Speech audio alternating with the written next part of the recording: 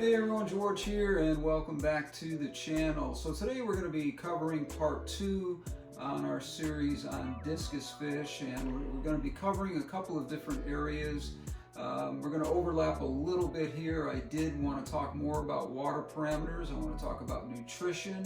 I want to talk about water changes and water quality. And I also want to talk about parasites and other diseases that your fish can get. And I want to cover those things in detail. So when we come back, we'll get into that. Hang in there with me and we'll be right back. So today we're going to be talking a little bit more about water parameters, and I want to be specific about that. I covered a little bit of this in my last video. pH, again, not as important as you would think with these hybrid fish. If you do have wild discus, again, that is going to be slightly different. You're looking at a 6.2 to 6.8 roughly for keeping those fish. And anything that is hybrid can handle, because they've never been out of tanks. They've always been in a tank, and the parameters of pH can be anywhere from 6.2 up to 8.5. Now, I don't recommend going up to 8.5, obviously. My tanks run at right at neutral, right about 7. The biggest thing about pH is stability in pH, not having the pH all over the board, because that will affect your fish. But if you can keep your fish at a stable pH, you have a really good chance of keeping your fish healthy and not having problems with pH affecting them in a negative way. So the other thing that we want to talk about is ammonia. Ammonia is not a good thing, obviously, in any tank, especially not in discus tanks. Ammonia nitrites, they turn into nitrates. That's the cycle. We all know that. If you're in this hobby at all, you should know that. You should be testing your water at least once a week, I recommend, with discus fish. Most of my tanks I don't test very often, maybe once a month. But with discus fish, because they are expensive and they're high quality fish, I am a little more prone to getting into checking the water a little more often. So I like to check it at least once a week for some of the basics. And that is making sure that ammonia is not high. I've always said a clear, clean tank does not mean that the water is clean. That's very deceptive, and it can get you into a lot of trouble by looking at your tank. It's a good sign that your tank's healthy, but it doesn't mean that it's truly healthy. So we have to be careful to test the water. We don't want our ammonia up, we don't want our nitrites up, and we do want our nitrates to be at a level where they should be, because you should never have no nitrates, because that means something's wrong with your tank. But you want to keep them above 0.45 is what I like to call a good area. Anywhere above that is good. 0 is not good. On nitrites and ammonia, ammonia should be 0, nitrites should be 0. And you can get a test kit. They're about 25 bucks, 35 bucks if you get them in mom and pop stores sometimes, but you can buy them on Amazon for $25, and they really come in handy. They're going to save you a lot of headaches if you are running into your tank being unstable all the time. There are a couple of things that make tanks unstable, and that is really overfeeding, not having a good selection of fish in with your discus. You do have to have some community fish that are going to pick up the slack on any food that's coming down. We talked about this in part 1. And then we have to have our cleanup crew at the bottom, such as cories, plecos, Siamese algae eaters. Any of those are going to really keep the bottom of the tank clean. As you can see, the sand is almost pure white in here, and it's been like this from the beginning because these fish do such a great job of keeping the bottom of the tank clean. Now let's get into nutrition a little bit and talk about some of the things that I think are important. My main feed for nutrition is a product here called Multi-Diet, and it's a discus flake that is made by Seachem, and it's really good. It's got beef heart in it. It's got several other really important types of food in here that these fish need to have in order to keep them in the color and condition that you want them in. So it's a brown flake, as you can see, and this is quite a big canister of this, and it's not very much money. I think it's like $14.99 for a big one like this. So this will last you a long time. Now I have 3 tanks, so these don't last me near as long as they would you if you only have 1 tank of discus. This particular variety of flake made by Cobalt is actually really good too, because it has a few more things in them in the trace elements and vitamins department that keep your fish healthy. Also probiotics, which is really good for the GI tract, to make sure that your fish are moving out waste the way they should. And this flake right here is going to help that. If you give your fish a well-balanced diet, a variety of foods, then you will have no problem with them getting into digestive issues. So another great food is called BioGold. This is a fantastic everyday food that I like to feed on a regular basis. I like to mix the 2 of these together with a little bit of water from your tank, let it sit for maybe 5-10 minutes to soften up, and they love it. It's kind of like worms to them, because if you see on this second one here, it's kind of shaped like worms, and basically they look at that and they just kind of go crazy for it. It takes a little while for discus, if they've been fed wild, if they've been fed in the wild, to come around to eating foods that we would feed them domestically, or if you've had tank raised fish that you've got from a supplier who's been feeding them nothing but frozen foods, bloodworms or white worms or whatever, a variety of things that's in that frozen food, or California black worms is another thing. If they've been feeding them nothing but that, then you can have a hard time getting them off that diet. And what I recommend is trying to get them off that diet as soon as you can. Now, you don't want them to starve, you want them to get off to a good start, but these fish can go a week or 2 without eating. I don't like to see that happen, but I have seen it happen, and there is no real effect on them at all. They do really well with not having to eat right away. If they get really picky about food, they can go that long when you first get them. Once they've adjusted to your tank and you are feeding them regularly, raise the temperature up in your tank. I keep mine at around 86 degrees, 87 degrees, somewhere in there. That way ick is never able to get into my tanks because it cannot live in those temperatures. But it also brings their metabolism up. These fish, their metabolism at 86 to 89 degrees, somewhere in there. I wouldn't go any higher than 88 degrees, because then your community fish start to suffer oxygen deprivation, and that's not good. And so you've got to be careful about that. I do have aeration in the back here with a stone that keeps the water more oxygenated. So I recommend doing that. Simply, it's a little bit noisier, but it's a real silent tank is a wonderful thing to have. But if it compromises the health of your fish, then put a little aeration back there with an air stone that's pumping air into your tank, and give your fish that ability to have that nice oxygenated water that they really need. Now, as far as nutrition goes, I like to feed 3 to 4 times a day if the fish are small, 2.5 to 3.5 inches. In fact, I feed them probably 6 to 7 times a day. I know that seems like a lot of work, but the bottom line is they really need that to grow really, really well. Now, fish this size, which are 3.5 to 4.5 inches, they're half their maturity at that point.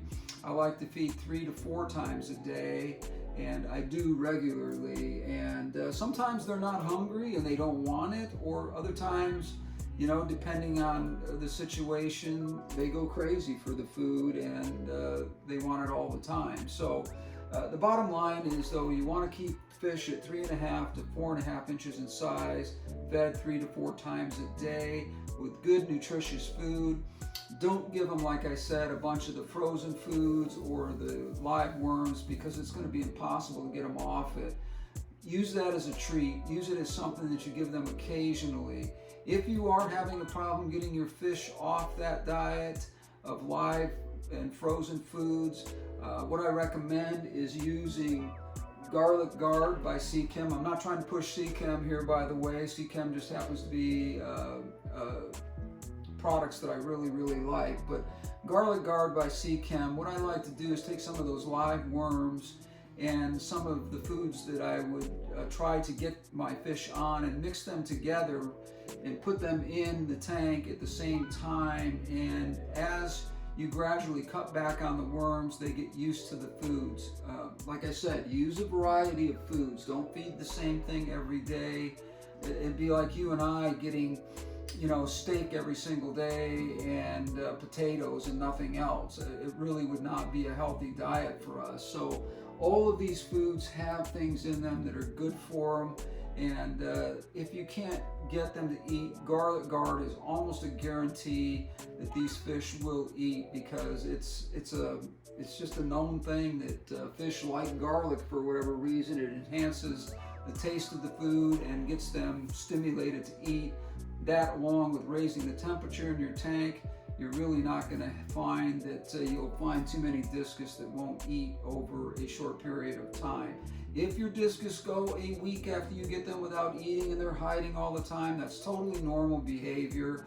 Don't worry about it. At some point they will come out, they'll get hungry, raise the temperature again, like I said, on the tank, and as their metabolism rises, they'll be more receptive to coming out and not hiding, and they will begin to eat. It takes a little time sometimes. I've seen fish get right out of the bag into a quarantine tank and eat within 10 minutes of being in the tank. I've seen that happen.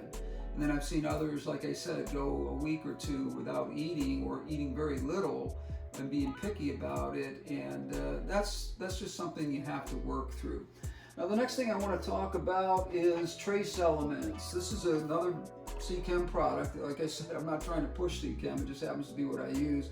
But discus trace is really important. What this is going to do is add to your water table some elements, trace elements that are really good for your fish. Your trace elements are going to evaporate with the high temperatures in your tank, and all of the trace elements that your fish get are from the water. And as the water evaporates, the trace elements go with it, or they get filtered out through whatever filtration system you're using over time. So use the instructions on the back of this. It's pretty simple. I do this once a week when I do a big water change. I do water changes about twice a week, and then I do one big water change, about 50%, once a month. I do 2 quarter tank water changes a week other than that, and the fish do absolutely fine. But on your big one, once a month, you want to put some of these trace elements back in, because you're removing a lot of the water from that tank, and this really needs to be replaced. Now, if you have a problem and you have not allowed your tank to stabilize and to be completely cycled, number one, that's a bad on you, because you should never put discus fish or any fish in a tank that's not cycled. Now, this tank had been cycled for several months before I added these fish to it, and they were also in a quarantine tank that had been cycled for over a year, so I didn't really need to worry about that. But one of the things that can happen is sometimes as you're adding fish, you're adding more to that bio load, and that cycle can go off a little bit. And stability, once a week or so, if you can, put a cap full of that in, and this will really bring your tank around and make sure that that colony of bio bacteria that is good, the good bacteria, really stabilizes and keeps your fish really healthy. Now, the next thing I want to talk about is something that we don't ever want to have happen, but it does happen. And the bottom line is fish get sick. Sometimes they come to us that way. Other times they just get sick over time.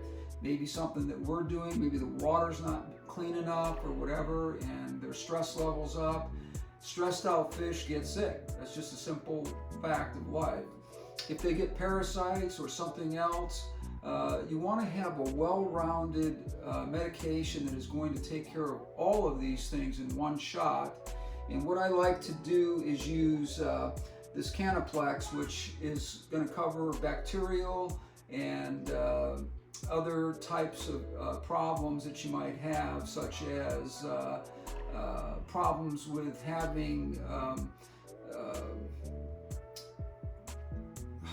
I'm trying to think of the exact name of it, but they're parasites on the body. Gill flukes would be one of them. The other would be just some basic parasites that can be found on discus fish, that, especially the ones that come from the wild, and also those that have been in tanks that you're not familiar with. They, you know, lots of times the suppliers, I try to stay away from suppliers that I don't know very well, but if you're buying discus fish and you're getting a really good deal on them or something, you might want to make sure and use this regardless. Now, if you're targeting one particular fish that's having a problem, let's say, for example, they're flashing off a leaf in the tank or something like that, and you think, well, they've got some kind of a parasite that they're trying to work off. If they do that occasionally, it doesn't mean they have a parasite. It means that they've got an itch just like you and I might have, and you got to scratch it once in a while. So this will take care of it. But if you're targeting one particular fish, what you can do is take a little bit of this, and there's instructions on the back here that explain this very well, and mix it with this guy right here, which is a godsend. Rhaphasia is actually something where you can mix the antibiotics and the parasite medications in with it, and it turns to like a gel. And it is something that you can feed them and target a particular fish with it, and make sure that they're getting this internally, not in the tank. It works both ways, but you can get it to be targeted specifically for one particular fish, and that works really well. That way you're not medicating your whole tank, and I recommend trying that. If you're not seeing any signs of your other fish suffering from any parasitical problems or any bacterial situations or whatever, discus are very good at scrubbing up against each other. They're very territorial, and they will do that. And sometimes when they do, they can leave marks on each other. And because of that, there can be bacterial problems that happen, and they can get a secondary bacterial infection.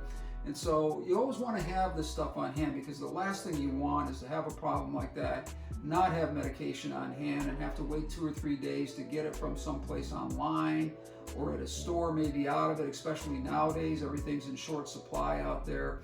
You want to make sure you've got medications on hand. Now, I do have other medications for ick. I have medications for specifically parasites and other things, but I'm not going to drag all those out. There's not enough room up here for me to show you everything that I have. But the bottom line is, if you follow these basic rules, you're going to really enjoy having these beautiful, absolutely stunning fish around for a very long time. As I said, these guys live a long time. They banter back and forth. I just fed them like 5 minutes before I went on camera, because I wanted them to be front and center here.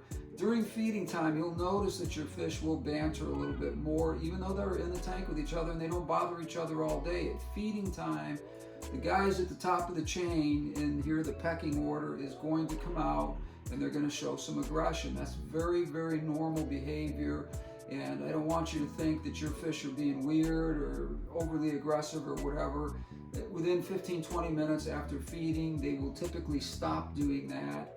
If you're standing in front of the tank like I am, it means that they're comfortable with you, because I'm in this room all the time. A lot of people have discus fish. They hide their tanks away because they're worried they're going to disturb them and whatever.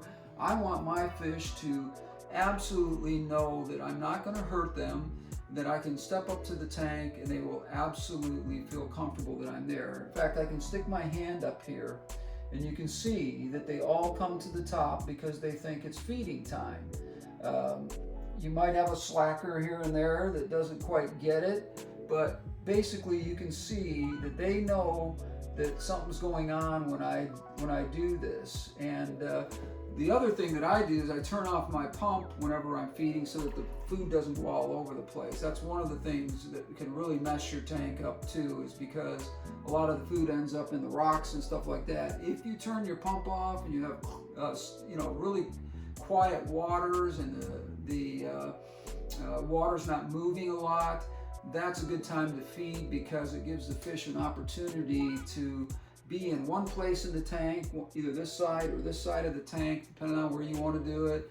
And do it in an open area. Don't do it over the top of your plants, because stuff gets down into those plants and they never get it. So do it over here where anything that falls off ends up in your sand or your substrate, whatever you're using. And the bottom fish get that. And a lot of these fish are top feeders and bottom feeders as well. They will pick at stuff in the sand, and the reason for that is that's just their nature to do that. And you'll notice that a lot of times they'll spit food out and then they'll bring it back in. That's because they have a grinding area in the back of their mouths. They have very, very small mouths, but they have a grinding area in the back of their mouths where that food goes in for just a second and they chew it a little bit, they spit it back out into a size that they like, and then they take it right back in. You'll notice that that's not an unusual thing to see discus do. In fact, there's other fish that do the same thing, but the bottom line is it's more prevalent to see that in discus fish. I hope I covered everything in this second part of this series, and I really, really appreciate you hanging in there with me, and we'll get this video out today. Give me a like on this one. Also, at the same time, please subscribe if you haven't subscribed already. We've got some great stuff coming up, and we will cover that in the near future. We've got a really fun big tank that I've been waiting months, almost a year to do, and I think we're finally getting close on it.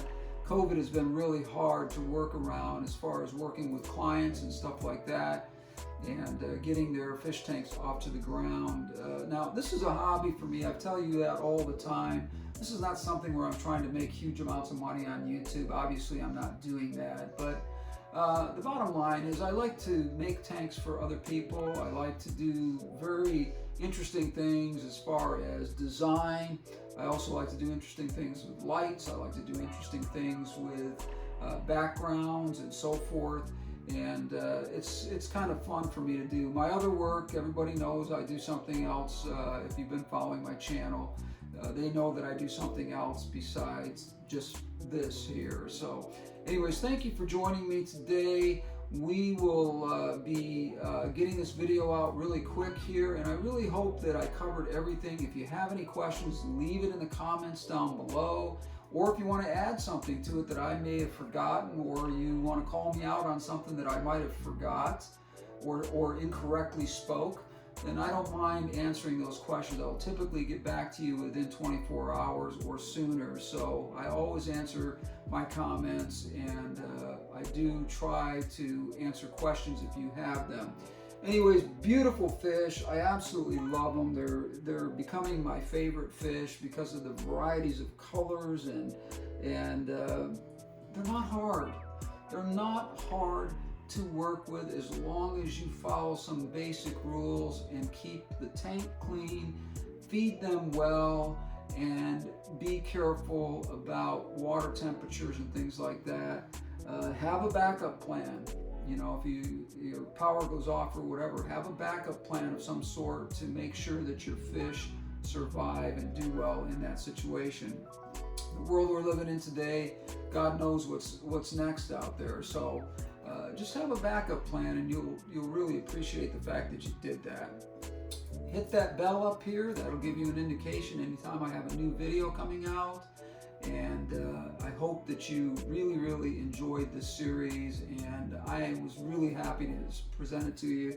I hope you enjoy the fish, And we will, like I said, have some great content coming up. Thank you for joining me. We'll see you on the next one. Until then, we're out of here.